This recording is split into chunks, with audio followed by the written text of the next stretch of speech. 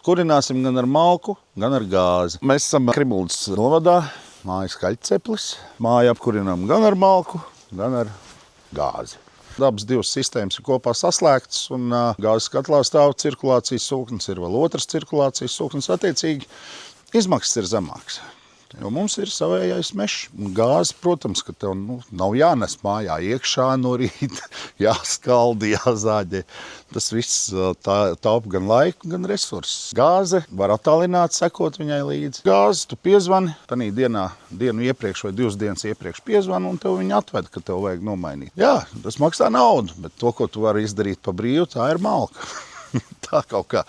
Tāpēc arī tāda kombinētā sistēma. Man mamma ir kundze gados, un ar malku, teiksim tā, ir diezgan liela noņemšanās. Viņa teica, ka viņai nav pa grūti, bet mēs redzējām, ka ir pa grūti, tāpēc arī tā gāze. Un kad mēs viņu pieslēdzām, viņa arī palika ļoti apmierināta par to, ka viņai ir tā temperatūra.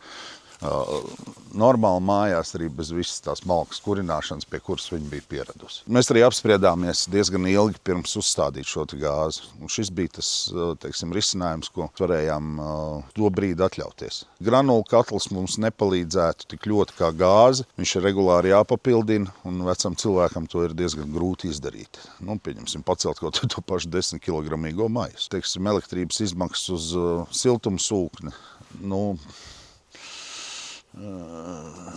Nezinu, esmu dzirdējis, ka diezgan dārgi, bet varbūt es kļūdos.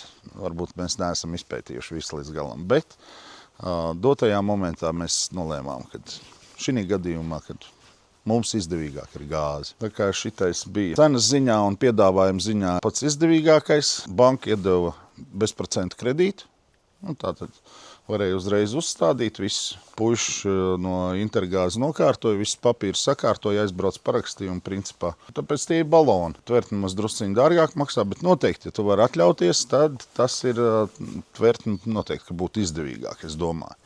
Ar laiku, protams, viņi atmaksātos.